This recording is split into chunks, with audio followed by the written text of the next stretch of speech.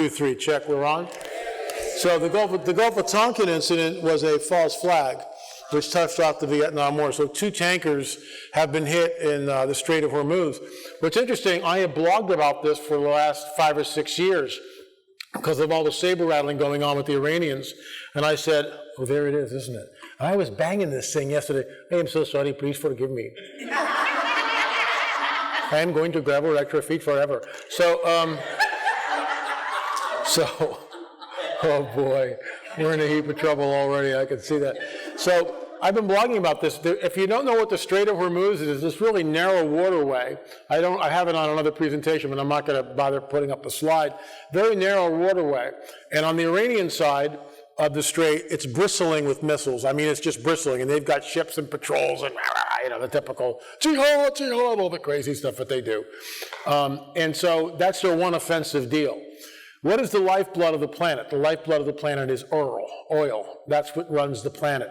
Without oil, everything shuts down really quickly. And isn't it interesting that that's the one offensive move they have, is to close the Strait of Hormuz. I posited years ago, and this is all, it's on the record. I mean, it's on the blog. You go to the blog post and it's there, that the Iranians more than likely have enriched enough uranium to create a dirty bomb. So a dirty bomb doesn't go the big mushroom cloud, the big hurrah that way. But what it does do, and this would be a scenario, you just get a bunch of ships out there and create a blockade, right, with a bunch of Iranian ships, just tankers, whatever. Chain them all together and detonate the dirty nuke. Now you've got a Chernobyl, essentially, where people can't go through. So you would essentially close the Strait of Hormuz. The Iranians are rabid in the sense that their eschatology is different. And remember, this is the whole Sunni Shia thing. So these are Shia Muslims, which is the minority. And there's this great hatred between the two, between the Sunnis, led by Saudi Arabia and others, and the Iranians, and it's which are Shia. And so the Shia Muslims believe in this whole thing with the Mahdi, and we don't have to get into all that because it really isn't pertinent. But it's interesting that I watch this stuff like a hawk. Sometimes I blog about it, sometimes I don't. I wrote a book called Politics, Prophecy, and the Supernatural, which we're going to reprint that thing eventually one of these days. But it's now 10 years old, and I need to do an update. Actually, 11 years old. So all that to say this: that it's very extremely tenuous, and the Iranians have a apocalyptic mindset. I mean, the mullahs in Iran, they want to go at it. I mean, they can't wait because the Mahdi will only come in a time of chaos, according to them. So, I mean, this is what's driving their thinking. There's a quote I came up with. I didn't come up with it. The Holy Spirit gave it to me, like when I was writing Politics, Prophecy, and the Supernatural 11 years ago, 12 years ago now. And what was interesting was, it's this: the present political landscape is in direct correlation to supernatural events that happened in some cases millennia ago. I'll say it again because it's a lot. And I'm sitting there, typing on my computer and stuff, working on the book, and all of a sudden the Holy Spirit goes, "This is the subtitle to the book." And I'm going, "Whoa, that's amazing, man, far out." The present political landscape, I'm not that smart, trust me.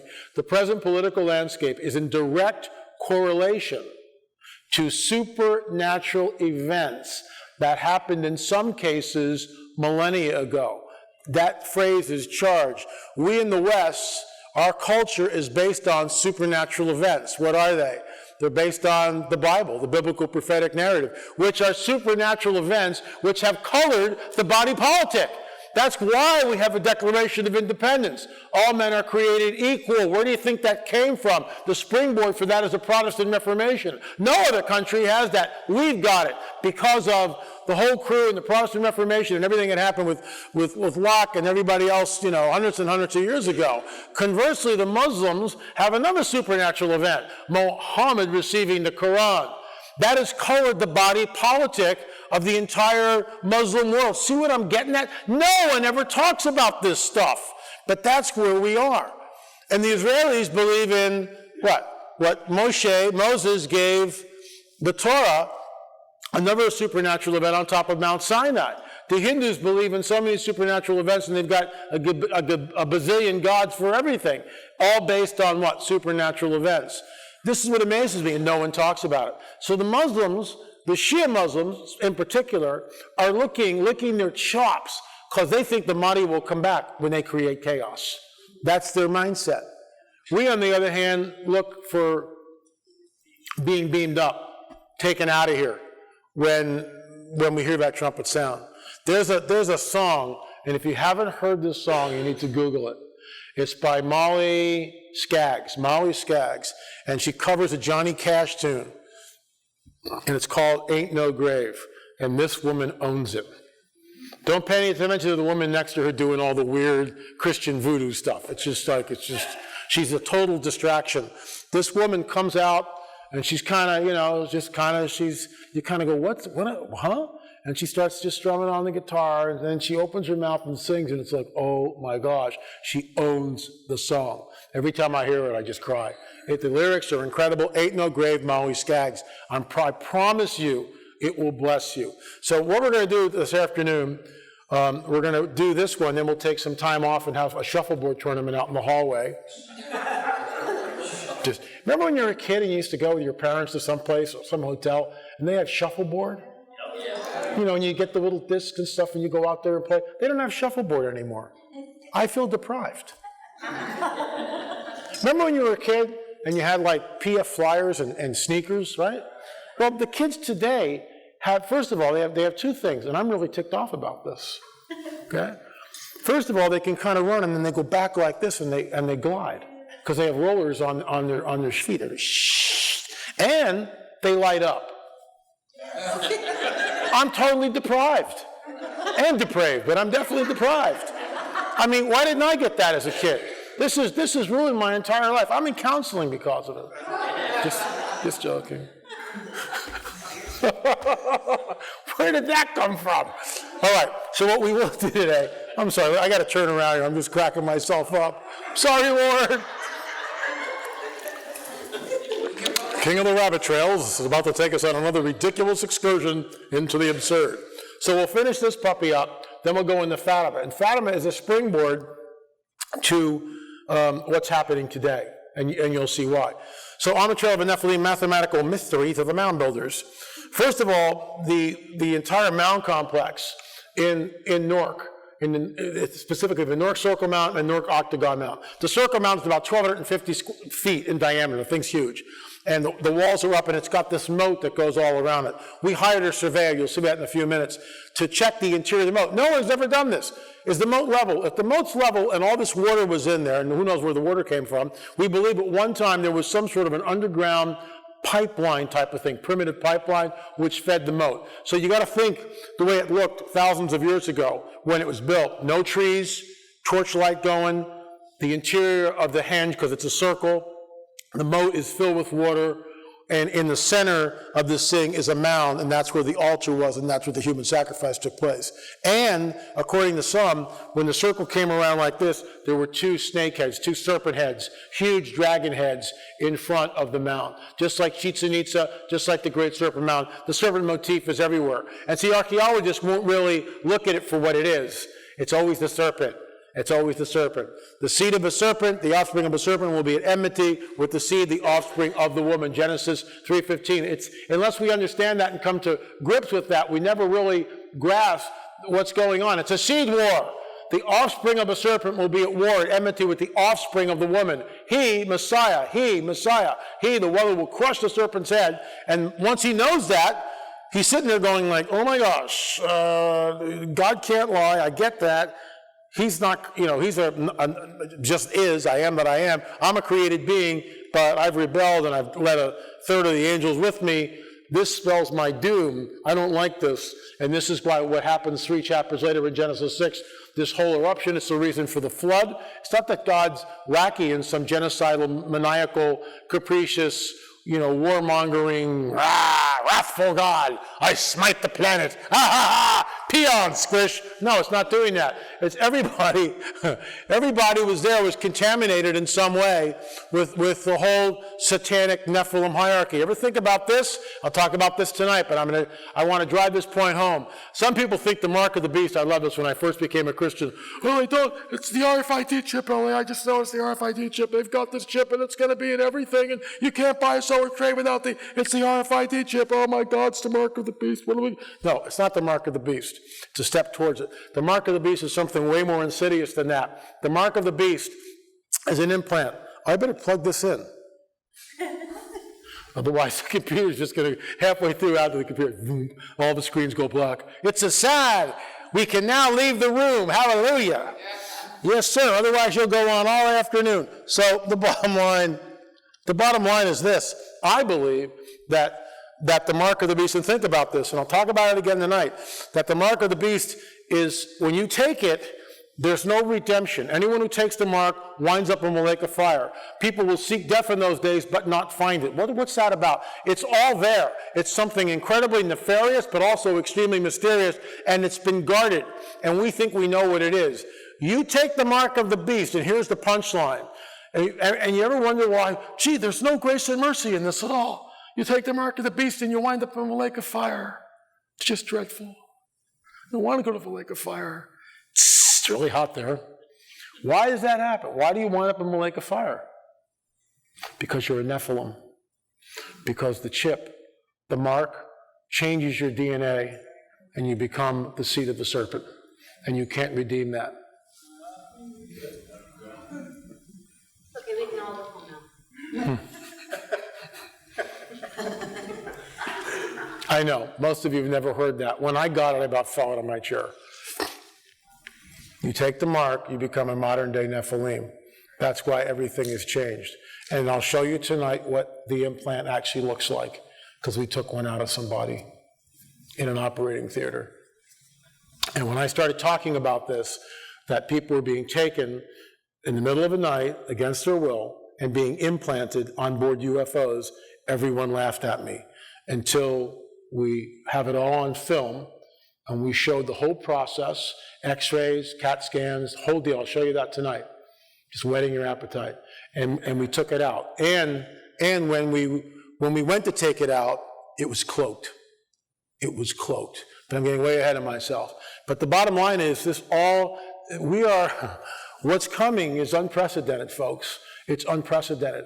And so in the days of Noah, everyone was contaminated one way or the other with this whole, they had ritualistically gave themselves over to the paradigm. And that's why the flood. And only 8 people, and all 8 were pure. Ham's wife, in my opinion, she's not running around, with a Nephilim gene. It's not what we're looking at, in my opinion. And I've written this book when I told you all raised your right hand. Yesterday was that? Is that when how long have I been here? Oh my gosh. Where am I now? So, but it seems like it was like a million years ago, but we all raised your right hand, and I told you, it's a suicide mission by the fallen angels. They do it because they realize they have no other alternative but to do what they're about to do. It's a suicide mission, and they do it again and again and again with the promise that we'll get you out of the jail, because we know they know where they're going to go, but Satan has told them, I'll get you out. It's going to work. As soon as I get control, I'll spring you guys and you'll have a great place in my kingdom. Now, I don't know where that's what happened, but that's conjecture on our part, but that's what we think is going on here. Because, again, I'll just say this, when Semyaza, this is from the book of Enoch, Semyaza is there on Mount Hermon, he says, I fear to the other angels, other watcher angels. So they're there, they're all ready to do this thing, but everyone's kind of hesitant, okay? And this is the kicker. When I've read this scripture, like hundreds of times, I've quoted it like I'm about to quote it at conferences, and I never understood this till the Spirit of a living God gave me illumination, if I can use that word, gave me insight to what was really going on there. Semyaza, which is the name of the fallen angel, says this, I fear ye will agree not to do this deed, and I alone shall have to bear the penalty of this great sin. He knows exactly what he's going to do. He knows that there's a penalty that's going to come upon him for doing this great sin, but he does it anyway because it's the only shot they have. Why are they doing it? If they can contaminate the genome if they can pollute the DNA, Messiah, the one who will come and crush the serpent's head, will not be born, because he can't be born, right? So that's it. Game over. We get the planet back. Ha ha, we win. The cross changes everything. And he didn't see it coming. So once the cross happens, he realized, and never wonder, this is all in the cosmic chess match, ever wonder why he goes after the Lord all the time, but try to kill him, try to kill him, try to kill him, try to kill him. And then Jesus finally goes, no one takes my life from me. I lay it down of my own volition, of my own will. So that's where we are. So let's get into this. So we're into an 18-and-a-half-year lunar cycle on many of these sites. And again, when we look at this, we have to ask ourselves, you go back 2,000, 3,000, 4,000 years like America's Stonehenge, or like Stonehenge in England or wherever, and it's all done on an 18-and-a-half-year lunar cycle. And talk to someone, how do you create an 18-and-a-half-year lunar cycle? I mean, we can do it today. We've got telescopes. We have writing implements to write things down. We can plot these things which look like this. Now, you'd have to stand here and you'd have to plot the moon for 18-and-a-half years to understand what it's doing. Because the moon waxes and wanes. Sometimes it's full, sometimes it's nothing, sometimes it's a little sliver. And so you have to understand that it's an 18-and-a-half-year lunar cycle. How would you know that unless you tracked it for 18-and-a-half years? Or someone just gave you the information. Someone just gave you a download. What are we told about in the book of Enoch? We're told the same thing, that the fallen angels came down and gave the secrets of heaven to mankind. This is nothing new. This is absolutely nothing new. We have to understand that these entities are incredibly nefarious, these interdimensional nefarious entities, fallen angels, whatever you want to call them. It's really a horrible name, fallen angels. Angel just means messenger. They are nefarious interdimensional entities which are in a fixed state, and they hate us. They absolutely hate us. And they come to rob, kill, and destroy. That's their mission. Rob, kill, and destroy, and deceive. They're masters of deception, masters of deception. So they give this information, and everything's built on an 18-and-a-half-year lunar cycle. That alone is mind-boggling.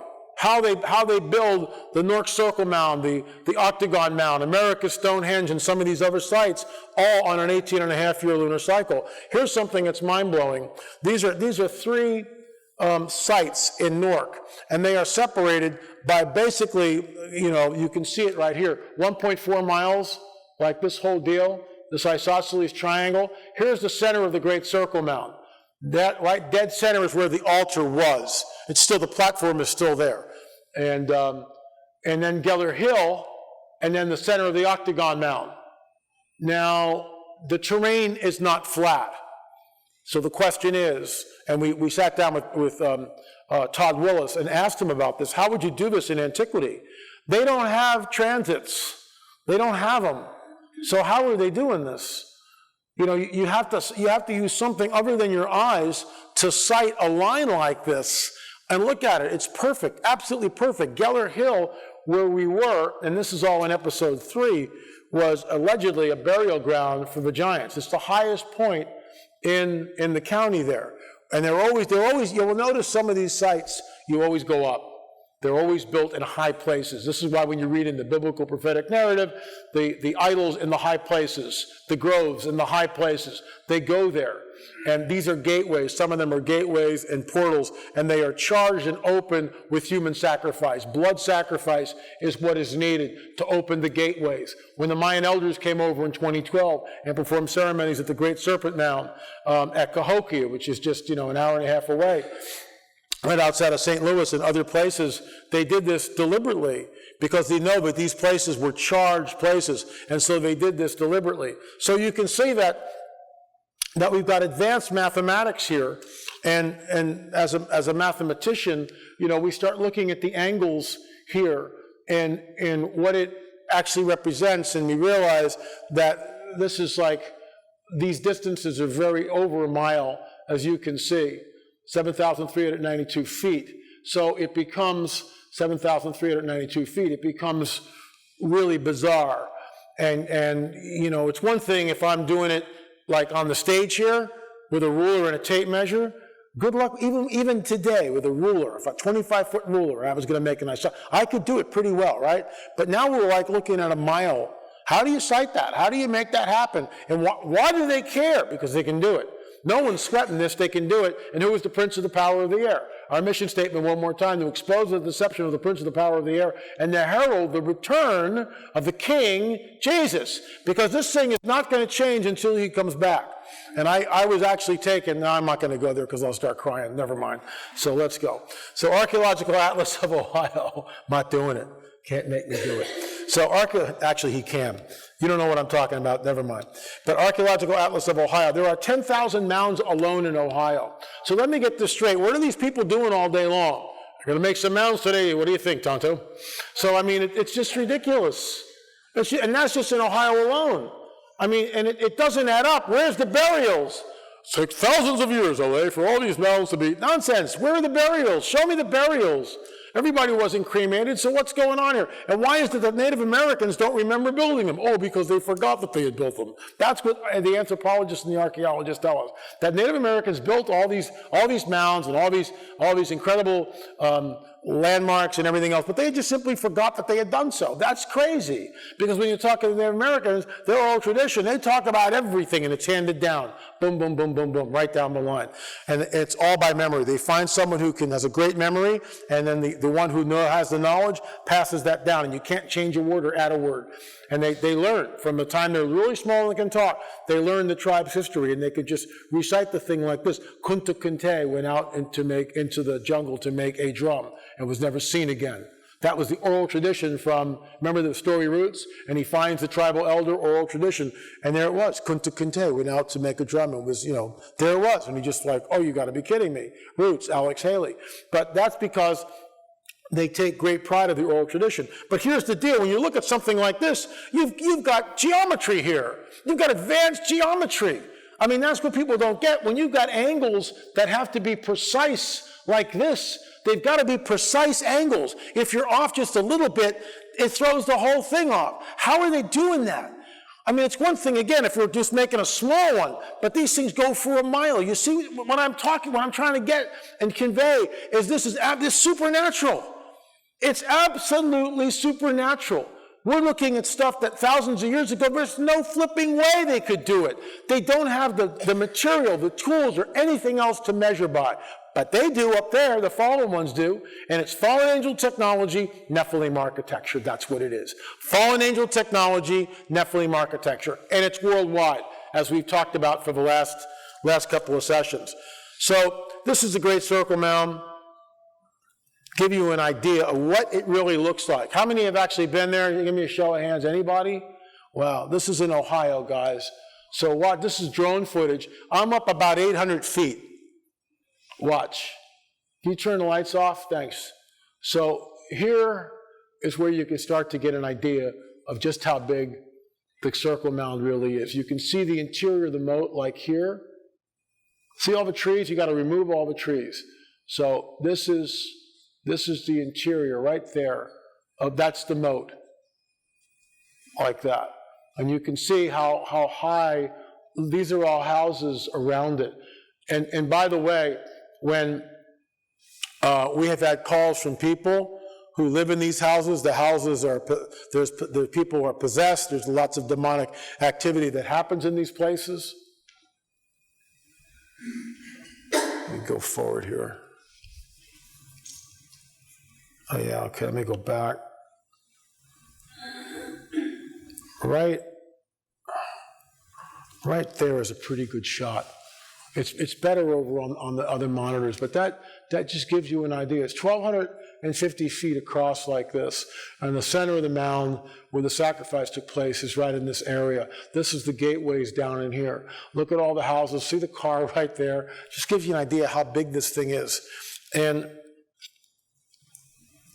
Todd Willis is walking in the bottom of the moat of the Great Circle Mound. Okay, so this is Todd Willis, and Todd's an engineer. He's also a surveyor. And we hired Todd because what we wanted to do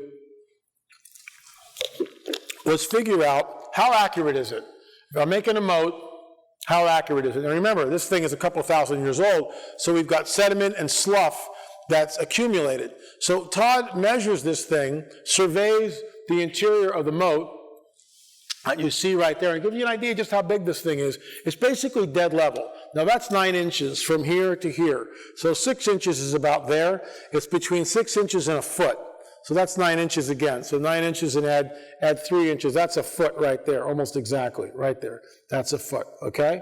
So you got 1 foot, so it's between 6 inches about there and a foot level. And that can be accounted for just from slough that's going in over a couple of thousand years. For practical purposes, the interior of the moat is dead level. The circle is 1,250 feet in diameter, but the moat is going around the circumference. So how did they do that in the ancient world? You tell me.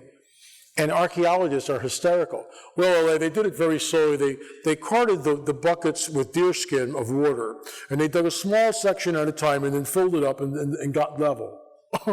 Really? Why don't you guys go and take this primitive hoe here and just give me a small moat? Just show me how they did it. Just show me how. I mean, it's an arduous task. Could it be done? Well, yeah, if you have enough manpower, anything can be done. But it's not easy. And the thing is essentially dead level. So when they allow the water to come in, this thing fills up. I mean, it's very, very deliberate. And it also looks very much like Stonehenge over in England. So let's see what Todd has to say. Oh. Todd Willis is walking in the bottom of the moat of the Great Circle Mound. This gives us a perspective of what an incredible engineering accomplishment this is. Are we supposed to believe that primitive tools were used to create this amazing edifice? Or perhaps another explanation is in order? We did a survey of the area, GPS, the elevations of the moat, all the way around the interior. There's different angle points through there. Found the moat to be fairly level, within 6 inches to a foot in most areas, all the way. Right there, look at that. Just look at that. I'm standing above him with a camera on level ground. He's down in the interior of the moat. Behind him is the outer wall of the Great Circle Mound.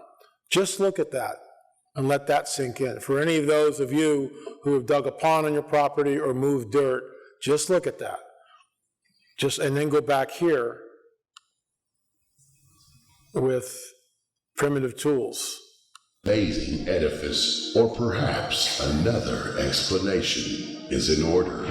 We did a survey of the area, GPS, the elevations of the moat, all the way around the interior. There's different angle points through here. Found the moat to be fairly level, within 6 inches to a foot in most areas, all the way around. The only way they could have made it that level would have been to use water. I mean, today we would use a transit or a level and a level rod to grade something like this out, create elevations like this. So the only other thing you could have used for that time period would have been water. Water, obviously, from the gravitational pull is all, the same elevation all the way around. You could have used that to excavate to the right depth that you want.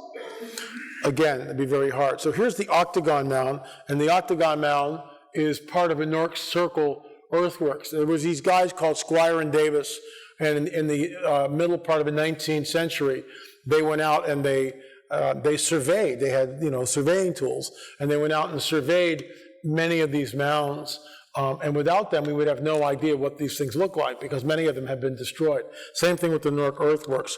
A lot of it is no longer there. And all we have is Squire and Davis's drawings. For instance, like some of these causeways, which go from the Circle Mound over to the Octagon, this is no longer here. But parts of it are.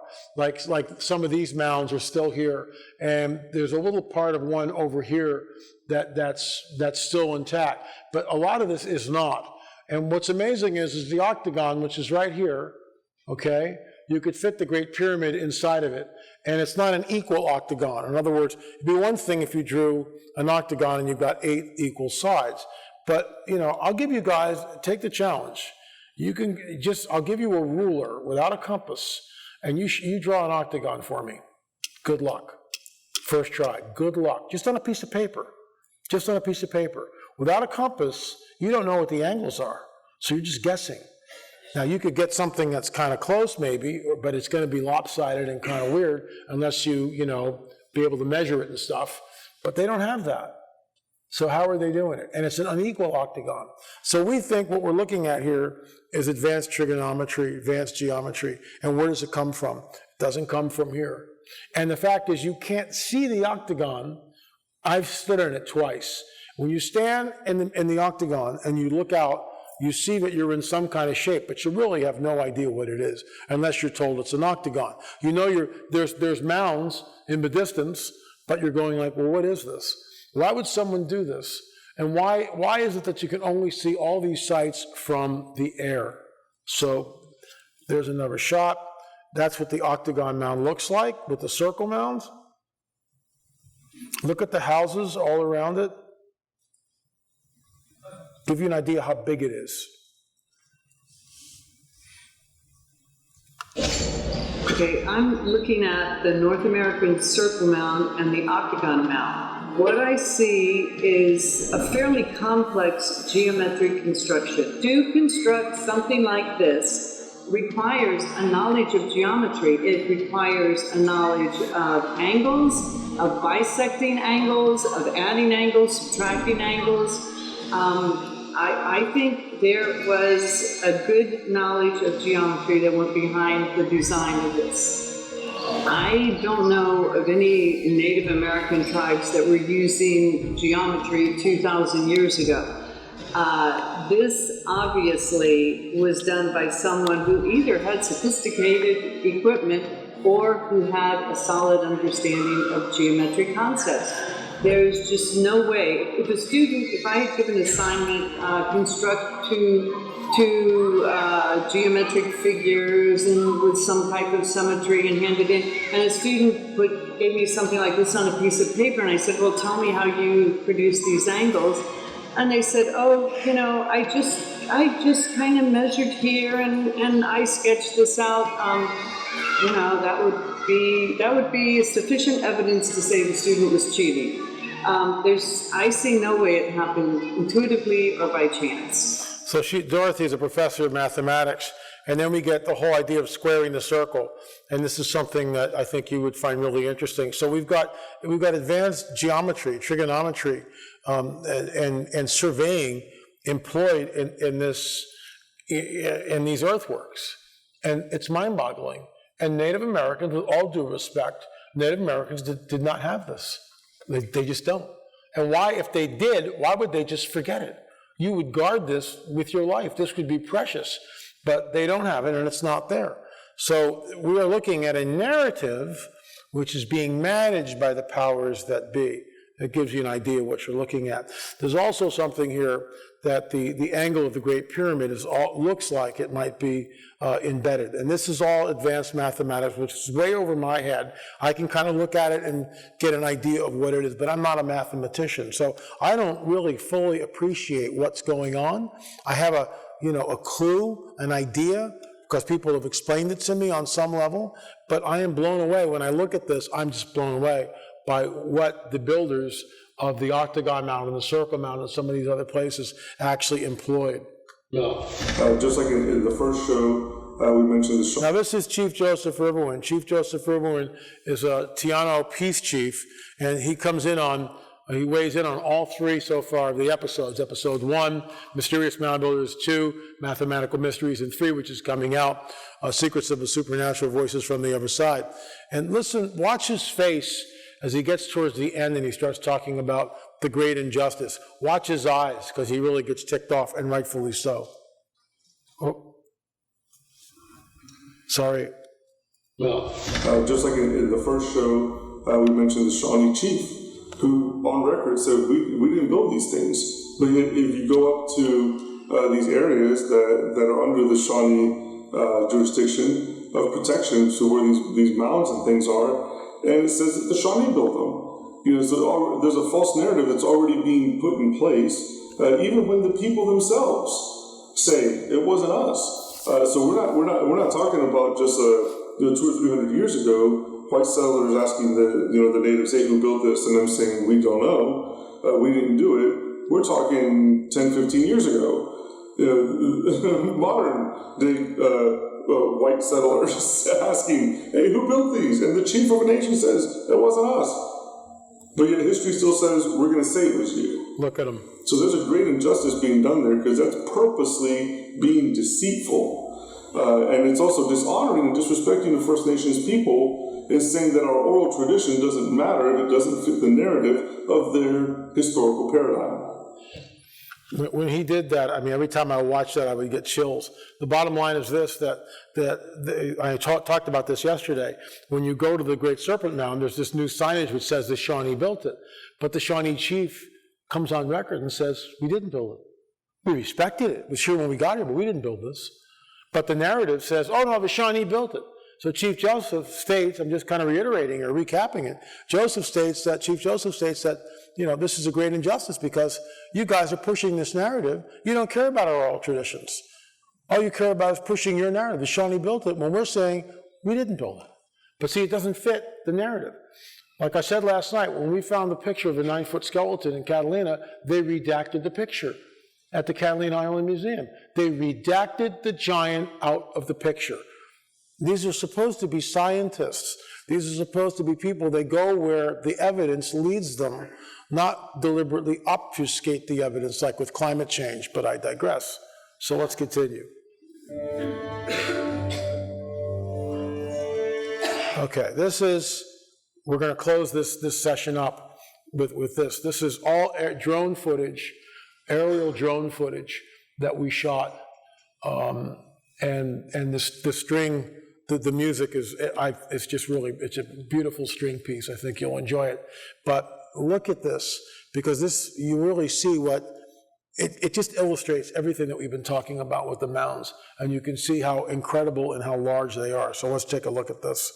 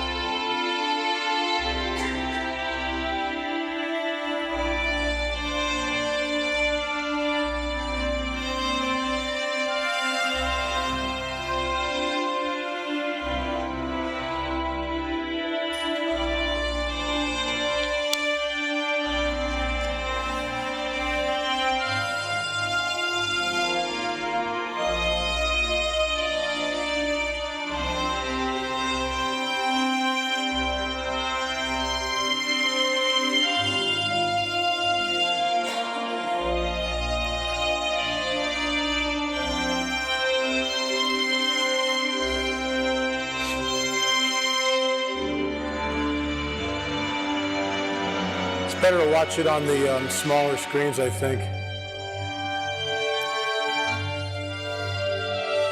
This is Fort Ancient.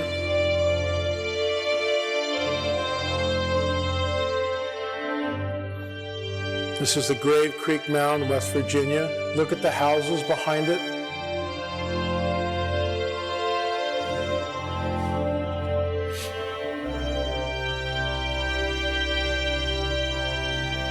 This was a stone mound on private property in Newark.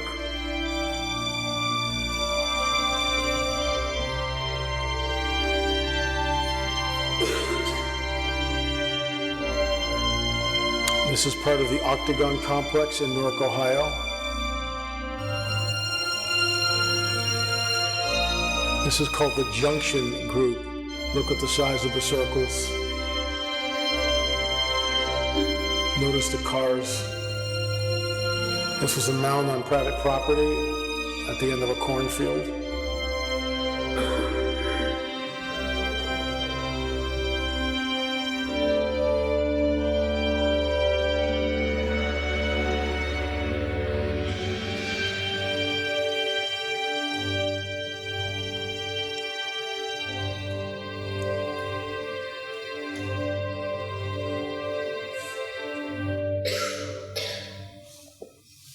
So, why am I getting feedback? Check 1, 2, check 1, 2. 1, 2, checking 1, 2. Okay. So lights, please. Okay. So that concludes the mound builders. Now, where's my Fatima? We could take a break. Should we take a little break? Like a 5-minute break or something, or are you guys okay? It's your call. Because if not, I'm ready to go into another one.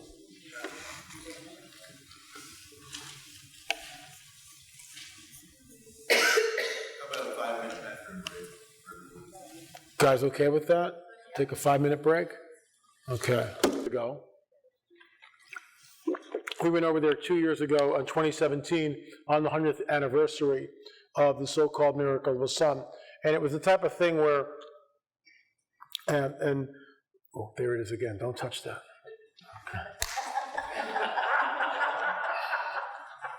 Okay.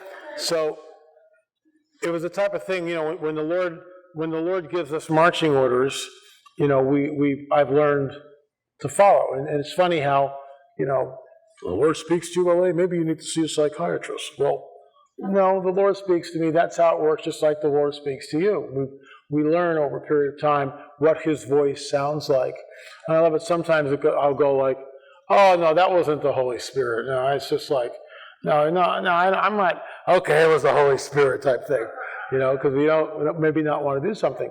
So Peggy's in another room, and we're, getting ready to go to church, I think, actually, and I'm in our bedroom, just putting on my shoes or whatever, and I'm just, just hanging out, and all of a sudden the Lord just goes, Fatima, like that. I go, oh my gosh, it's 2017. Oh my gosh, it's the 100th year anniversary. Oh my gosh. And I walk into where Peggy goes, and I go, we're going to Fatima. She goes, what? I go, yeah, we're going to make a film on Fatima, maybe 2 films. And so, out of the blue, someone donated like $8,000 out of the blue.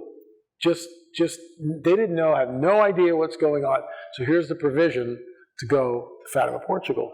So we went, we shot tons of footage on Fatima. We went to the shrine. We were all over the place. So why did I do that? I've been a student of Fatima for years. I wrote about it in Politics, Prophecy, and the Supernatural. And the first thing we need to settle up right off the bat, in both films, we never go after Mary of the Bible. We don't do that. Catholics, in fact, there's a caveat in the beginning of the first film that says millions of people, and it's true, millions of people go to Fatima, Portugal every year. I kind of stop for a second and then I continue. Millions of Muslims encircle the Kaaba stone every year. Millions of Hindus celebrate Guru Puja in India. Millions of Buddhists worship at thousands of temples. People have the right to believe what they want to believe and to worship in ways that they see fit. And the reason why I did that was we take the whole anti-Catholic thing right off the table. We're not here to bash Mary. You can believe whatever you want to believe. We don't care. But it wasn't Mary of the Bible that appeared to those 3 kids. And what's important about this, and you'll see it at the end of the film, is where it all goes. And that what Fatima did is it set a precedent to accept this phenomenon as something from God. And it's anything but. In my opinion, it's a lying size of wonder. So there's 2 films, Fatima, A Miracle of the Sun, or A Harbinger of Deception, and the second film is called Strange Phenomena. So let's get right into it. So 1917 to 2017, the 100th anniversary, that's a shot. It's a poster, obviously. That's what the sanctuary looks like at night. And you can see over here, it can hold upwards of 1 million people. This thing is really dialed in. I mean, really dialed in. And it's big business. On the streets that as you walk to get to the sanctuary, you have to walk through these streets, and they are lined with shops, and in the shops are just, we call it Jesus junk. It's just statues and beads and little memorandums of the 3 kids. And we'll get into who these 3 kids were in just a minute and why the whole thing, in my opinion, was a managed agenda. So in 1917, it's an extremely charged atmosphere. World War I is raging, for starters. And people in Europe are freaked out. They've never had this type of a conflict, this type of armed conflict, where the trench warfare and the mustard gas and people being cut down by automatic weapons. And even towards the end, they're starting to use planes then dropping bombs out of the plane, throwing the bombs out of the plane. So, they didn't have machine guns or strafing yet. That wasn't yet much World War II. But it's changing warfare, and people in Europe are totally freaked out because of what's going on. So I'm setting the stage, setting the climate for what happens in World War I. And Hindenburg described it. So at the same time, the rise of the communists, Lenin, Trotsky, and others are rising up in the Communist Party, and people in Europe are freaked out. The Bolsheviks are rising up, and of course we all know 1917, that's when the revolution happens, the Tsarist regime is taken, they're all shot eventually, and including, what's-her-face, what was the, Anastasia? I believe she didn't make it, so anyway. But that's the end of that regime, and you got to remember the people in Europe see this, and they're all freaked out, because it's like, we don't want this here. They know what's happening in Russia. They don't want communism. And this is why the whole Nazi party always blamed everything on the communists and the Jews. So there's this, it's a very charged atmosphere, very charged. So you've got World War I going on, you've got the Bolshevik Revolution going on, everything is very unstable. And in the halls of London, you've got the Balfour Declaration that's happening, where Balfour is going, we need to give the Jews a homeland. And what's really interesting, when you go back, I had a pamphlet that burned in the fire, sorry. But I had a pamphlet from 1929, all right, written by the Grand Mufti of Jerusalem, and it basically stated in writing that the Temple Mount, we all know the Temple Mount was Solomonic, it was built by the Jews, and Solomon built it. I mean, it's by the Grand Mufti of Jerusalem, right? And no one cared about, you go back into the 1880s, 90s, or go back when Mark Twain was there, and the place is a wasteland. I had pictures from what it was like. It's a wasteland. No one's living there. Nobody cares. The latter rain doesn't fall. The place is plagued by earthquakes and locusts. No one wanted to live there. That's the end of the story. When the Jews start trickling back, and this has nothing to do with what we're talking about, but it is sort of interesting, when the Jews, a little sidebar here, when the Jews start trickling back to Israel, Satan goes, oops, something's going on here. They're coming back. This is going to fulfill prophecy. We can't have that. So he raises up his Antichrist man for the time, which of course is Adolf Hitler. Why was Hitler obsessed with killing the Jews? Had Hitler won World War II, I would posit that there would be not one Jew left on the planet, or very few, if any at all. And Israel would certainly never be where it is today. So out of the ashes of the Holocaust, what we see is the creation of the modern state of Israel, which fulfills numerous prophecies, never to be pushed out of their land again. Once I've gathered you from the four corners of the earth and resettle you, you're never coming out of that. This is your land, that's it. And, this is, again, the idea that the current political landscape is in direct correlation to supernatural events that in some cases happened millennia ago. That prophecy is written thousands of years ago, and yet we see the rebirth of Israel on the ashes of the Holocaust. So it's a very, very charged time. And of course, Lord Balfour, let's just manipulate it. They were just trying to fulfill prophecy. Oh, come on. So let me get this straight. At the end of World War II, the English have a blockade turning the ships from Germany and war-torn European continent away from Israel or from Palestine, and making them go back to the very concentration camps that were liberated. Now, they weren't concentration camps anymore. They were, they had food and stuff. They were not death camps, but they were back in the concentration camps, some of them. So most people don't know about that. So this isn't manipulated, and we all know that the Israelis had to fight. And I'll tell you one more story, because otherwise, what is it, 3:14? We have time. So, liar. So my friend, Richard Shaw, is half Jewish. He didn't realize this. He was adopted. And eventually he found his birth parents. They were both dead, but he found his half-sister.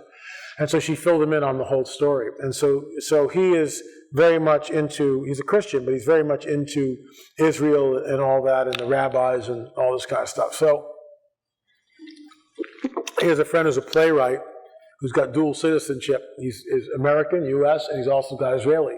He's in the IDF reserves, okay?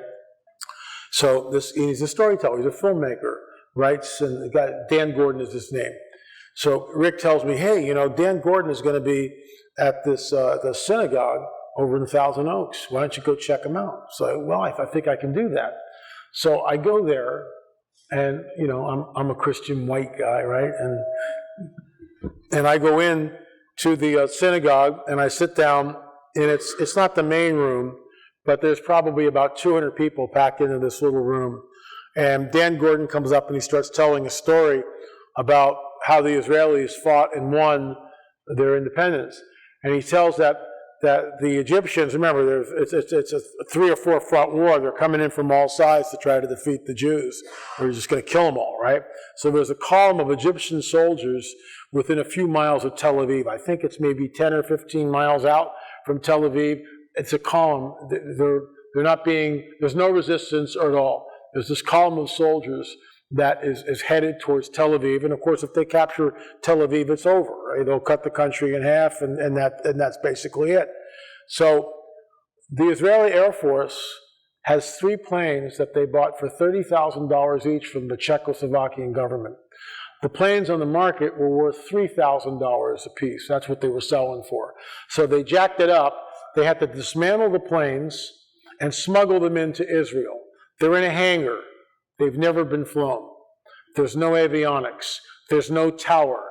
There essentially really is no Israeli Air Force, but there's pilots, and these guys volunteer, and they get in these planes, and they have machine guns on them and bombs, okay? And they go out, and all they're told is, the Egyptian column's out there about 10 or 15 miles, go out there, see what kind of damage you can do. So the planes take off, they see the column, they strafe the column, they drop their bombs, and they come back. One plane is shot down, the other 2 make it back. I'm pretty sure that's what happened, something like that. And the Egyptian column thinks that this is just a scouting mission and that the real Air Force is going to come at them. They turn around and they leave. That's how they won the war. That's how they won the war. And then Dan Gordon goes, and I'll never forget it as long as I live, and the pilot of that plane is sitting here right now, and he introduces him, and the guy stands up. I get goosebumps. I better be careful. I'm sorry. Whole place, everybody just starts weeping. Whole place, it was unbelievable. People were just openly weeping because of what God did. How he fulfilled the prophecy, how he brought them back into the land. And these are God's chosen people, and he loves them. Amen. And at some time they will look at him, whom they have pierced, and they will look at him as their only begotten Son. And it was a really powerful, I'm such a big baby. I knew I shouldn't have gone there. Oh, boy. Ridiculous. Okay, so let's get back into Fatima. So it's a very charged atmosphere, extremely charged atmosphere that's happening all throughout Europe. So at this point in time, and there's a lot of uncertainty, a lot of turmoil. Markets are uncertain. Everything is it's war, and people don't know what's going on. Enter, Satan knows all of this. He has positioned himself for what the Bible calls lying signs and wonders. May 17th, 1917, a group of psychics, and this is a matter of public record. So you got to watch the way all this fits together, because it's mind-boggling the way Satan uses his people. And I actually visited not the place where this happened, but since the automatic writing took place, these spiritists, they have another building that they moved to. We visited that, and we photographed all this stuff, and we actually have the actual letter. We actually photographed the actual handwritten letter, and I'll get to that in a second. So automatic writing is forbidden for us. What automatic writing is, someone goes into a trance, and there's a bunch of mediums around at a table, and they all go into their trance and they get their spirit guides. There's a pen in the person's hand. They go into a trance, and then the hand begins to write. The demon takes control of the hand and begins to write. Madame Blavatsky wrote all of her books this way. She would seal herself up into a room, And she would do automatic writing, and 3 days later she would come up with 500 words. Not her doing it, that's the demon. Same thing with the Urantia book. So this is nothing new. Spiritists, occultists have been using this. In the Cosmic Chess Match, we talk about some of this. That's why it's so important to see the counterfeit. But all this counterfeit stuff has happened for thousands of years, and there's nothing new here. When people go, Edgar Cayce was a trance medium, and he was really accurate. I go, yeah, he was accurate to a point about 50, 60%, and I'm being generous. But he wasn't 100% accurate 100% of the time like the God of the Bible is. So the bottom line is these spiritists are getting there, and they have a message that comes through in automatic writing, and it's just another shot of what it actually looks like, the demon doing this whole thing. And it's backwards. It's handwritten backwards from right to left, like Da Vinci's writing, and it basically says this, that something wondrous is going to happen in Portugal on May 13th of this year. And it's signed Stella Matutina. Stella Matutina, the bright morning star. Guess who that is? Guess who that is? It's Lucifer. That's what it's signed.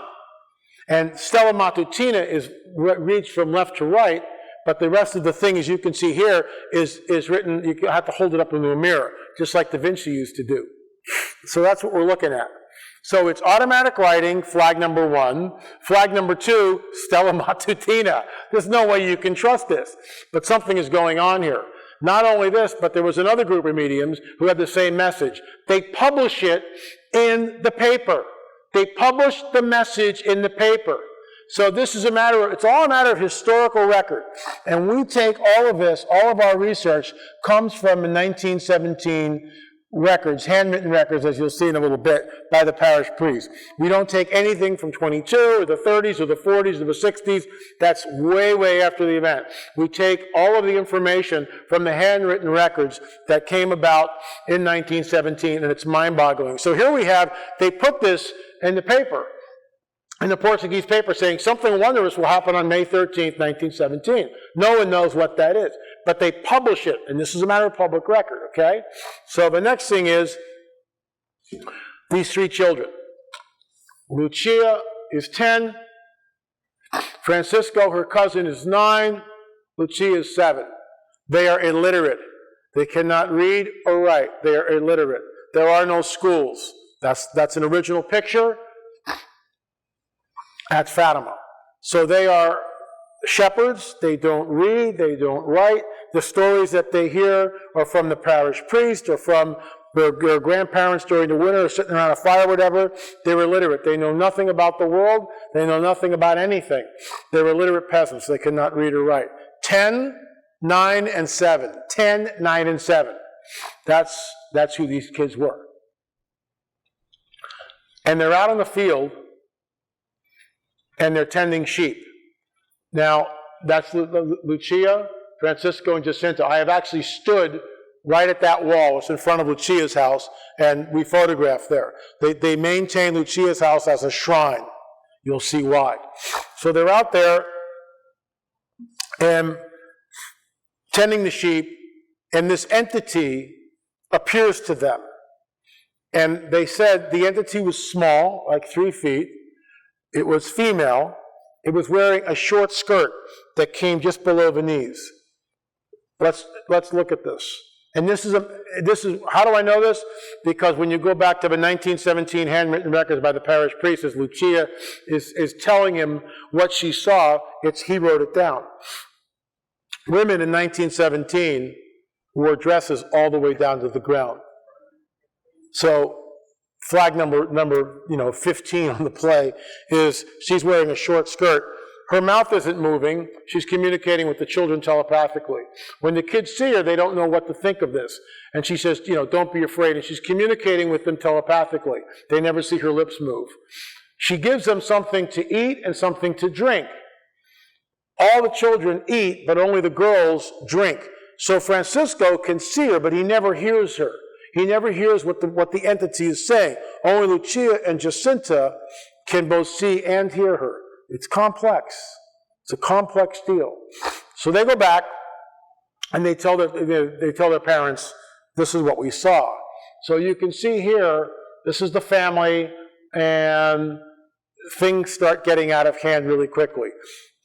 The first apparition happens at May 13th, 1917, just like the psychics predicted, were told that it would. So something's at play here. What is it? And this will lead us right up into tonight. You'll see where all this goes. But something's at play. And June happens, and the entity tells them to come on the 13th of every month. So I could get down the rabbit hole of why the 13th, that whole deal, but it's an occult number. So on the 13th of June, they come back there, some of the family comes, and they begin to see strange aerial phenomenon. They see what they call flying hats in the sky. Weird aerial cloud formations. Things are just weird. Sometimes people hear a buzzing noise when the so-called apparition appears over this tree, and the kids see her and hear her, but only Francisco does not hear her, but he sees her, and no one else can see. Only the children can see. And they know something's going on. The children kneel and they communicate and all this other stuff, and the crowd begins to swell. Same thing. So you have May, June, July. The crowds even become, swell even more.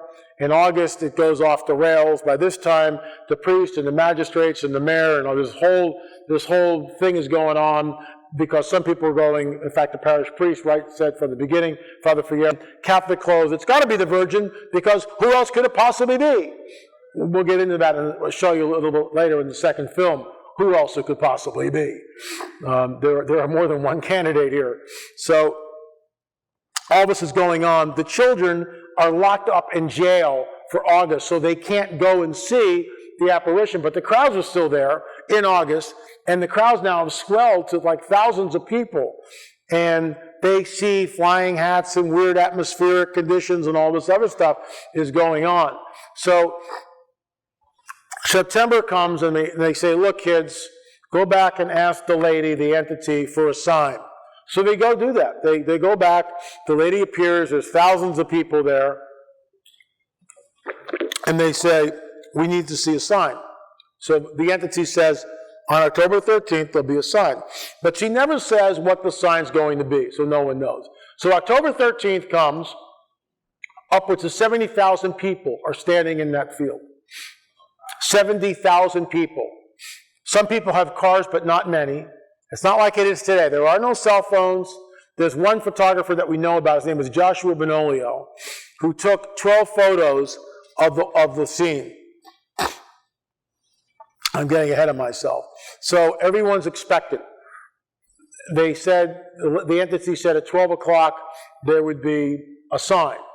But 12 o'clock comes and goes and there is no sign. And no one knows what the sign's going to be. You got 70,000 people and it's been raining all night. So everyone is sopped to the bone. I mean sopped to the bone. There's a sea of black and white, well, it's all black and white film, but there's just a sea of umbrellas as far as you can see.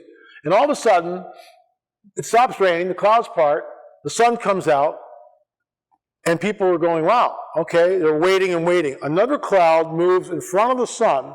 Out of this cloud comes a spinning object, which spins like this, and it falls to the ground like a leaf, and then comes back up, does this 3 times, before it does what we call the flyby, and it comes over the crowd.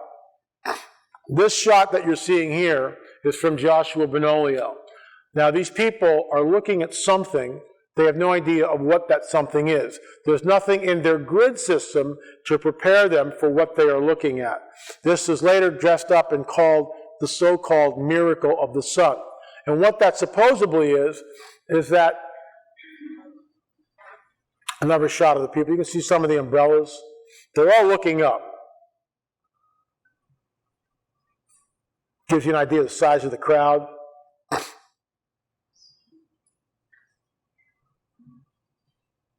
So the Vatican published this photograph here, but it was taken 5 years afterwards. So that doesn't work. And they say this is proof of the miracle of the sun. But it's not, because it was taken 5 years later, and actually what it is a sundog. So what they're saying is another shot of it. What the people are seeing, they call it the sun. If the sun is as big as a watermelon, and the earth the size of a head of the match, which is about the ratio, if the sun moved from its place in the sky we'd all be dead. And it's only a local phenomenon. It's only the people who are standing in the field that see this. People 50 miles away see something, but it's not the sun. The sun's not leaving its place and coming down to the earth. So it's not the sun that people are seeing. There's something else that's going on here.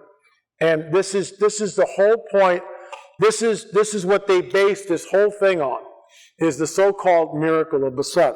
And that's what we're going to walk through here, and you'll see it in detail. So what we think happens is, as the people are waiting, why did the monitors go off? Oh, well, it went off.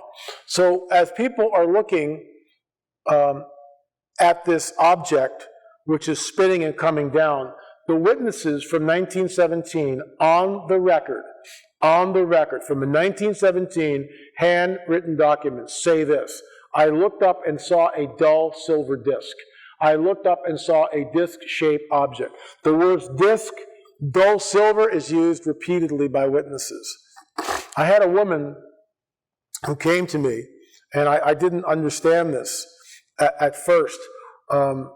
Why is it that one person sees something and someone right next to them sees something slightly different? I didn't understand that. She was in a place called Conyers, Georgia, and you'll see a shot of that a little bit later, in the 90s, where the so-called miracle of the sun and a Marian apparition allegedly was appearing in Conyers, Georgia, right here in the States, okay? So she's out there with thousands of people. They're all looking up like this. Right next to her is her husband. They're both looking at the same phenomenon in the sky. She sees a religious figure. He sees a UFO. How is that possible? They're right next to each other. They're not like 50 feet away. They're right next to each other, looking at the same object of the sky. She sees a religious figure. He sees a UFO. And this is why we get the discrepancy, slight discrepancy, of what people are seeing in the field at Fatima. I looked up and saw a dull silver disc, and it was spinning, throwing off all these different colors, and people report that. So something is going on here. This is an illustration of what it actually looked like. So this cloud comes in front of the sun. Out of this comes a spinning object, which is a disc-like object, and it begins to spin and eventually fall over the crowd like this, and then eventually come back into and it does this 3 times. There's also witnesses that saw beings in the craft as the craft flew over the people's heads, probably less than 100 feet. Now, in Portugal at the time, no one had ever seen a plane, and I mean that. It's 1917, and I would venture to say that 99% of the people standing in that field that day had never seen any aircraft of any sort, whether a blimp or it's hard for us to believe, but that's Portugal in 1917. This is a very rural place. There are dirt roads. There are no aircraft. Maybe one plane in Lisbon, but maybe. We're not even sure about that. Essentially, no one's seen any type of aerial phenomenon. Guess what? There's nothing in people's grids to process what they're looking at. Nothing to process what they're looking at. There's no words like they know what an airplane, but they've never seen one. I remember once my dad and I were walking on a beach in California, and this knucklehead in a World War II fighter plane, restored, comes barreling over us. I mean, he was like 100 feet up, maybe, and we dove to the sand. He's still 100 feet up, but when this thing comes at you and it's roaring, it looks way bigger than it really is, and you just go, oh my gosh, we're going to die. And we both hit the ground like this, and off he went, He didn't come back. So the people in the field have never seen any type of aerial phenomenon at all. They have nothing in their grid system to process what they're looking at. I look up and saw a dull silver disc. That expression is used multiple times by people, dull silver disc. And then when it does the flyby, which is what is illustrated right here, it gives you an idea. Here's the crowd of people. That's the apparition tree where the entity appears. The thing comes down like this over the crowd. And all these different people, this team of researchers, Fina de Hermana, Joaquim Fernandez, they wrote books on this. They found some of the people based on the photographs. They were to locate them, and they took testimonies from them. Now, people and this, we'll get into the whole idea of a strange phenomenon in just a minute, but this is a copy of the handwritten letters, a photograph of the handwritten testimonies from the people by Father Fiera, the parish priest. So, and that's the source of the information, because this is unredacted, there's no agenda here, the parish priest is going, what did you see? And there are doctors and lawyers who are coming on the record telling Father Fiera, describing the phenomena that they saw. So, another shot of it. And that's Father Fiera.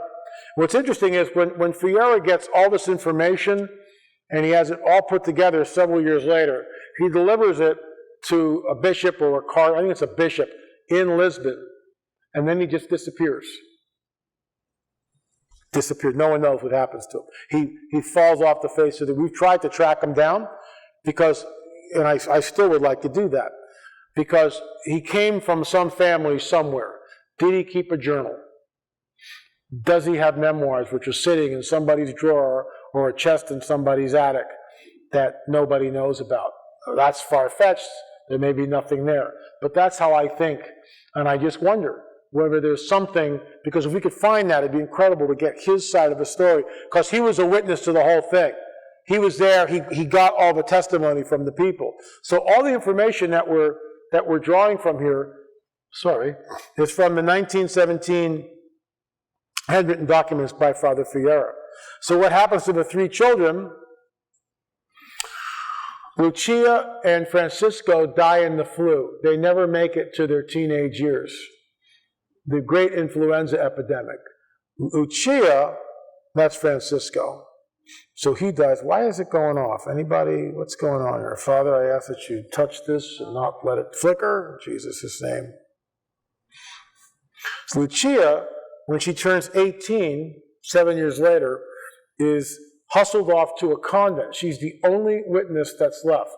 And you remember, only Lucia and Jacinta could hear and see her. Francisco couldn't. So now, with Jacinta's dying, the 7-year-old, she was like 9 when she passes away from the flu, there's only Lucia who's going to tell us what happened, or supposedly what happened. There are no messages in 1917. The consecration of Russia is never mentioned in the 1917 documents. It's not there. And we said, okay, show us. Show us where the word Russia is mentioned. It's not mentioned. So this whole idea of consecrating Russia to my Sacred Heart comes much later, basically in 1928. And at this point, when she's 17, 18, she takes a vow of silence, which is common, but she takes a vow of silence, moved into Spain in a convent where no one can see her and she can't talk to anybody, and that's when the memoirs begin to come out. The 3 Secrets of Fatima and all this other nonsense, which in my opinion, with all due respect to people who believe this, completely manufactured with an agenda in mind. Consecrate Russia to my Sacred Heart. Why is that there? Because the Russians are Bolsheviks and communists, and the church is deathly afraid of the Russians, because if the communists take control, the first thing that happens is goodbye Catholic Church, and every other church for that matter, just like what happened in Russia. So there's a lot to be said for this. So that's what happens to the kids. The Secrets of Fatima are not revealed until 1928. It's not in the original handwritten documents from 1917. So now we move to Fatima 2, Miracle of a Son, and I'll just show you the trailer here so you can give it some volume on the... What if what happened in Fatima 101 years ago was much more complex than any of us could have imagined? What if there was a fourth witness hidden away for decades, and through the detective work of researcher Fina de Armada, this witness was discovered and interviewed? In that interview, the fourth witness described seeing a being with blonde hair floating in midair above the same tree that the apparition would later appear over. What if the so-called angel hair that fell over the crowd is also reported by witnesses who have had close encounters with UFOs today? Then there was the dull silver disc which flew over the 80,000 people gathered at Fatima, which seemed to create chaos as car windshields exploded, hoods flew open, and gasoline spontaneously combusted. What if there was a picture taken 101 years ago that lay undiscovered in the Fatima archives until one man, Jose Machado, had access to it. What he found may be a smoking gun. Then there are the numerous reports of apparitions and so-called sun miracles. But what are these really? Could they be harbingers of deception? This is Fatima 2, Strange Phenomena. So that was the trailer for Fatima 2. And what we discovered, remember we were over there for 2 weeks? Over there for 2 weeks. We had interviews with people, we went to different sites. First thing we discovered, there were many apparition sites all over Portugal. And then this is the kicker. I remember sitting here with an anthropologist, and I asked him a question. I say, what was here before the Christian era? And he says, oh, there was goddess worship everywhere. I'm just kind of going, what? He goes, yeah, it's goddess worship. And the goddess worship that there was this woman called Mora, the female, and it was everyone embraced all these serpent cults, embraced the so-called sacred feminine. So it was a matriarchal society with the worship of the goddess. When the Romans came in, they brought in Diana. There's actually a temple, which we'll see in about a week or whatever, a little more like 2 weeks, in southern Portugal, temple to Diana. So this whole area is steeped in the worship of the sacred feminine and the worship and goddess worship. That's a huge red flag. So what are we looking at really? Not a shot of Mora, the mother goddess. It's a shot of Diana, the huntress. Notice the short skirt.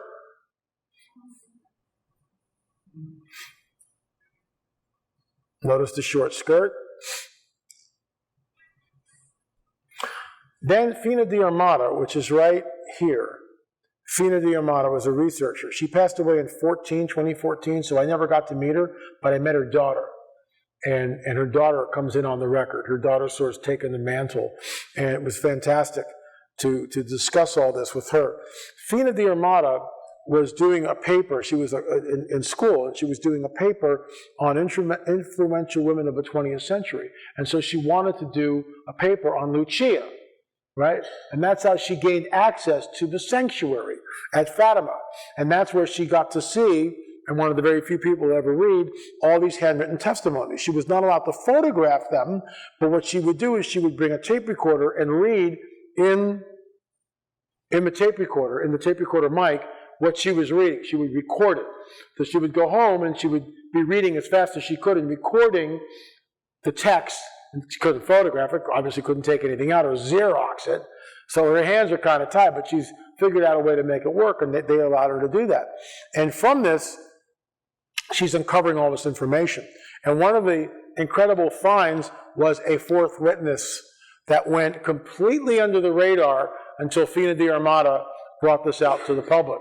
And what happened was, this fourth witness, just like Lucia, Francisco, and Jacinta, is also a shepherdess, and she's out there tending sheep. And as she's tending the sheep, she sees you're not with me on the slides. Why isn't it changing?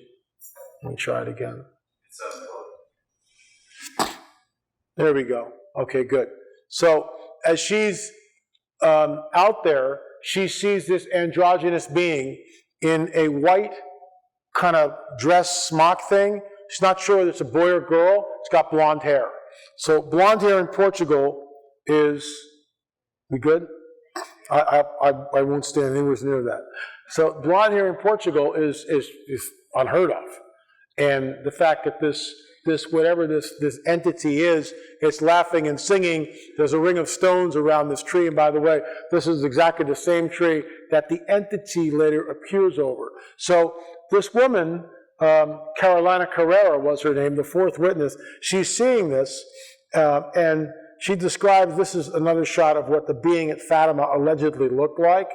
It was wearing this kind of like quilted deal. It held some sort of a ball. There's the dress right below the knees.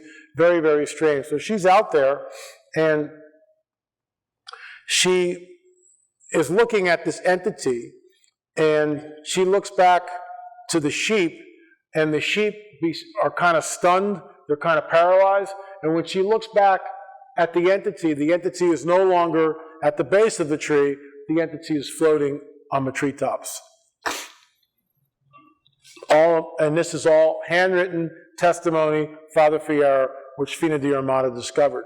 What was incredible about this is decades later, and Fina knew the woman's name, Carolina Chiara. She goes to Fatima, the village, and she finds her. And that's what the picture is here. Fina took this picture of the fourth witness. That's Carolina Carriera, obviously very old at this time, and that is the fourth witness, which is just incredible.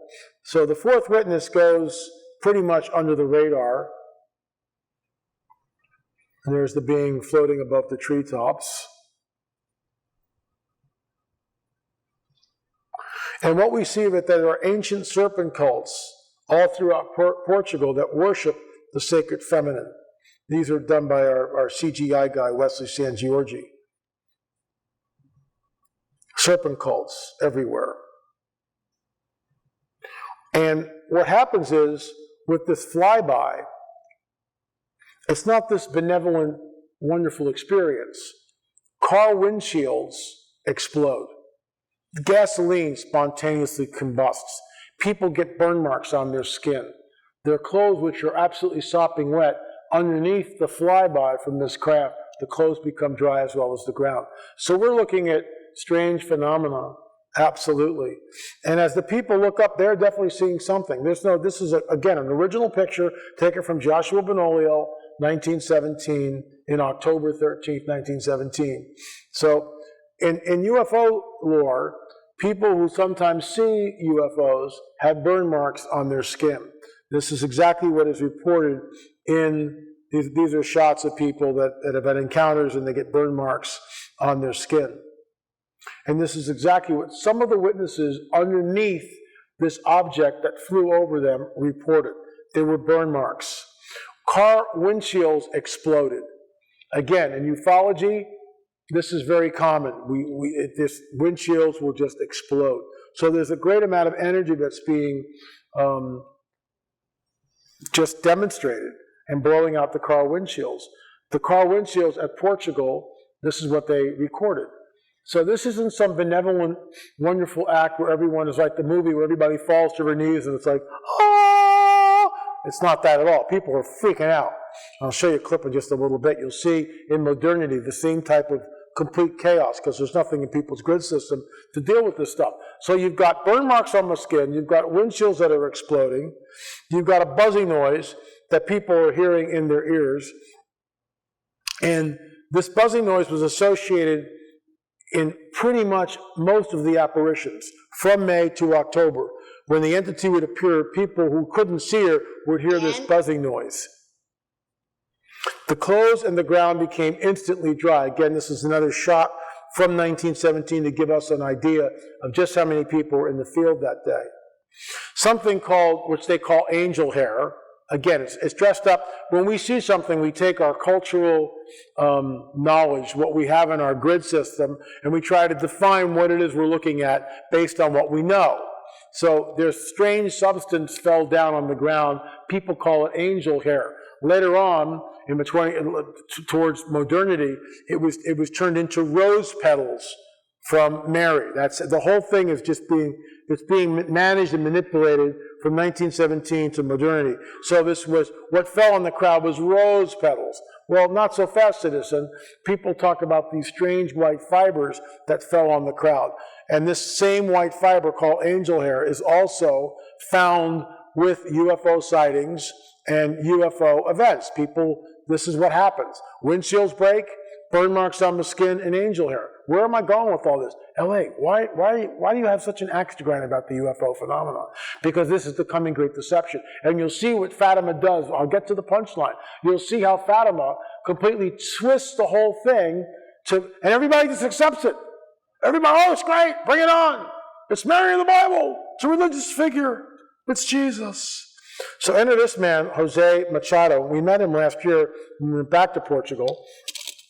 And that's when we discovered that Portugal had all these ancient mounds and dolmens. We're going back there A week from this Saturday, we'll be in Lisbon, and then we're filming over there for 3 weeks. Portugal, Malaga, Spain, Karnak, France, and America, Stonehenge. We're on the trail of a Nephilim, and we're meeting with archaeologists, anthropologists, people, the whole deal. It's just a very, very rigorous trip. We'll be exhausted by the time we come back. So enter Jose Machado. He is a professor of semiotics. What a professor of semiotics do, they study film. They study pictures, they study film. This is what they do. They analyze this stuff. So he's a professor of semiotics. He teaches this on a university level. He gets access to the Fatima archives, to the glass plates that Joshua Benoliel took. There are 12 of them. This isn't Polaroid stuff.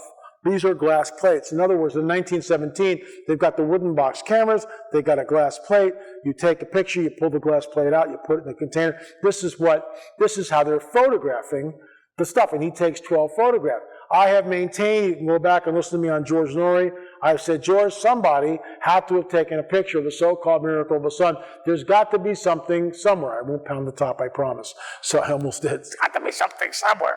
So there's a shot of Jose Machado holding the glass plates by Joshua Benoliel in the Fatima archives. You see, what drives me nuts about all this stuff, just like the picture in Catalina that I discovered, it's like everything is like, we're just going to hide this from the people, and you can't look at it. We won't let researchers look at it. Nah, nah, nah, nah, nah, nah. But somehow he gets access, and this guy tells us on the record there were 3 photographs, in his words, that had problems with them. And we go, what do you mean by problems? And he says, basically, there are objects in the photographs that shouldn't be there. So, to our absolute and utter amazement, and I would suggest looking, let me see what this monitor looks like here. I'd probably go with one of these, not the overhead, but I'll show you in just a second. Dim the lights just for a second. Let's see how that looks. That's good right there. So this is Joshua Benoliel's photograph from 1917, October 13th. All right, he's in the field. Look at the people. There's the apparition tree right there. Here's the smoke. Something comes up, makes a right angle turn, and there's an object there. Okay?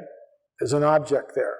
Joshua Benoliel tells us on the record, after examining the glass plate, whatever this object is, this disc-like object is, it is not a smudge, it is not a chemical burn.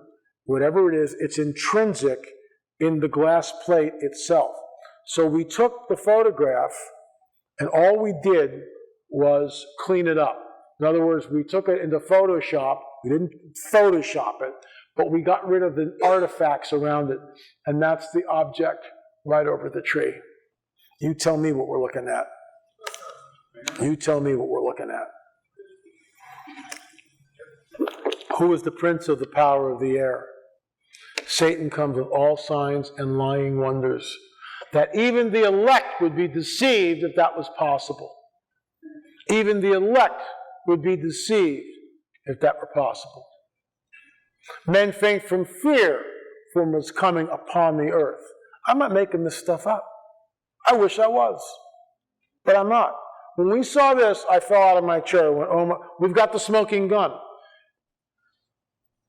The History Channel, I'm not really supposed to say this, but the History Channel did a 7-part series on Fatima. Okay? So they got Fina de Armada and Jose Machado, in Portuguese it's Jose, it's not Jose, it's Jose, that's how it's pronounced. So don't correct me later. So Jose, I didn't know it either. So Jose and Fina are together, and the History Channel is filming them, and they're showing this picture. They're discussing Jose's incredible, groundbreaking work. It's all on film. 7-part series. Whoop! Somebody from an organization, which I won't name, puts the kibosh on it. And all the six films go out, but not the one with Jose and not the one with Fina talking about the object. It didn't go out. It was quashed. So Francisco, our guide and good friend over there, has got, I've never seen the actual interviews, but he's got it, but he can't show it publicly. But Jose published a small book, which we then published, Burn in the Fire. We haven't reprinted it yet. It's a really small book, but he talks about what the photograph was. This is amazing. Here's the deal, folks. 95, 99% of the people in Portugal have never seen that photograph because it was totally quashed by powers that be that start with a big V. That's where it came from. Completely quashed. And was never, people in America have never seen this. They've never seen this. It's only through our work that people have seen it. And and people go, when I'm on Coast to Coast or other, oh, well, you just hate Mary, you're just bashing Catholics. And I go, no, have you seen the film? Well, no, but you're just, I go, if you haven't seen the film, how can you possibly talk about it? Because we never bash Mary, we never talk about Mary, we never say anything disparage about Catholics or what they believe. In fact, we go out of our way to make sure we don't do that. But this is the evidence. Here it is. This is the sneaking, smoking gun. It's a disc over the tree, which is exactly what the eyewitnesses said. It's not Mary of the Bible or anything else. It's a flipping disc, and it's over the sanctuary. And everybody's freaking out. Oh! But wait, it gets better. What is happening in modernity? Watch. What is happening in modernity? What happened at Fatima is now in the far distant past. Over 100 years ago, events occurred which are still the subject of debate today. However, there have been numerous apparition sites since 1917. This segment will explore more of a strange phenomenon that is occurring in modernity. You want to crank the We will volume up present real on this. footage of so-called apparitions and ask you to determine what it is you are looking at. Can we really ascertain what these indistinct images of light are? You be the judge. This is all recent.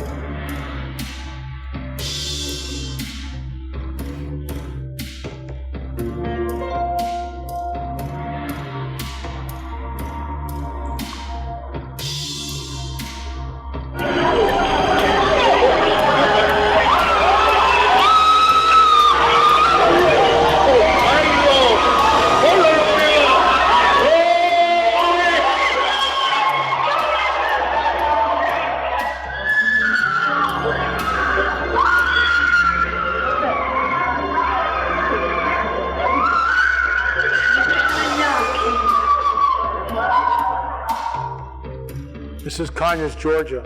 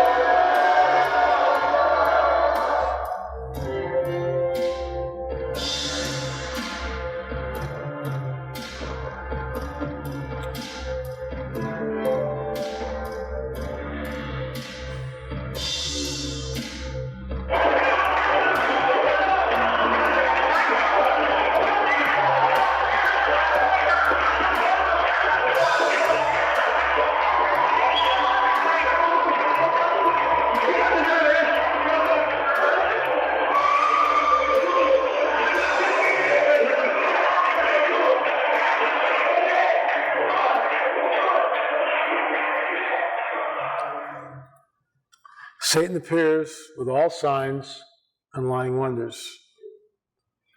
As a former Roman Catholic and 3-year seminarian for the priesthood, I want to thank you for your expose on Fatima. I frequently watch EWTN, which carries many discussions and presentations on Fatima. I actually began preaching about the deception of Fatima about 5 or 6 years ago as I continue to hear confusing accounts about what happened in Portugal in 1917. Your video is a classic. I am looking forward to sharing it with many of my Christian and Catholic friends. Thanks for your diligence on this product. I am looking forward to part 2. So here's the deal. When you watch the apparitions and sun miracles happening in modernity, you heard the people, complete craziness, screaming, yelling, "Oh, thank you, Lord," as this clouds open up and there's like a religious figure that kind of looks like Jesus. But can we really, just because there's a blob of light, that's supposed to be Mary? Because there's a blob of light with this blue thing hanging down? It's not Mary. It's just a blob of light with a blue thing. No one's rebuking first, asking questions later. No one's doing that. No one's testing the spirits. No one's rebuking anything. They're all just accepting it. John tells us, hey, did Jesus come in the flesh? No one's yelling that out. No one's doing anything. They're all just going, oh, thank you, thank you, thank you, falling to their knees and worshiping as like it's something. This is where we are, and this is not 1917, this is in modernity. 2009, we actually wanted to go there, and the Lord said no. So thank God we didn't. There were all these Muslims and Christians together in the courtyard, and by the way, the mayor, that apparition lasted for 2 weeks, off and on. And the mayor of the town right outside of Cairo turned off all the power to make sure it wasn't being hoaxed. And sure enough, the apparition, the blobs of light, and those blobs of light, the big one is Mary holding the baby Jesus. It's the baby Jesus. That's so true. And then behind him is Joseph, and then maybe the angel. What? First of all, it's blasphemous to think that Jesus would appear as a baby. It's utterly blasphemous. He sits at the right hand of the Father. He is the King. End of story. Jesus is the King. He's not some little baby in his mother's arms anymore. That was then, this is now. He's the King. And he's going to come back and he's going to rule. End of story. So it's absolutely, utterly blasphemous. But it plays on everybody's, oh, it's mother and child, Nimrod and Semiramis. Oh, look at that. It's this wonderful, hallelujah. Let's burn some candles. I mean, it's wacky. This is where we are right now in 2019. And this stuff is not going away. And as you'll see tonight, what is happening is the whole UFO disclosure is pressing. So why is this important? Why is Fatima? Why did I do these films? Because Fatima sets a precedent to accept this type of phenomenon. That's what it does. It makes it, oh, some miracle. Oh, it's got to be Mary. Hallelujah. Let's go. And you saw all these people falling down and basically worship. Oh, Lord! No one's rebuking first and ask questions later. Even if you see an angel of light, you don't know what it is. We don't know what it is. You've got to rebuke first, ask questions later. End of story. No one's doing that. Nobody's doing that. And frankly, I find that incredibly alarming, but it's a sign of the times. It's a sign of the times. It's where we are. Thank you for listening. I'll be back at 7 o'clock this evening. It's a UFO presentation. Thanks, guys.